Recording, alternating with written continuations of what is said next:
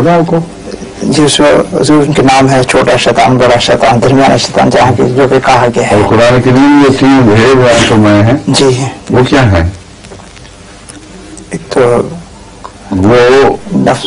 مولمات جو شیطان سے اترتی ہیں. جی جی.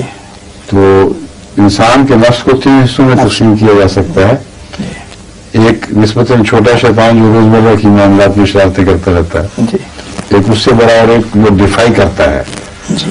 تو اس دن چونکہ نفس کی قربانی ہے اس لیے میرے نزدیک تو وہ 3 شیطان سمبل ہیں نفس کے اندر چھپے ہوئے شیاطین کا.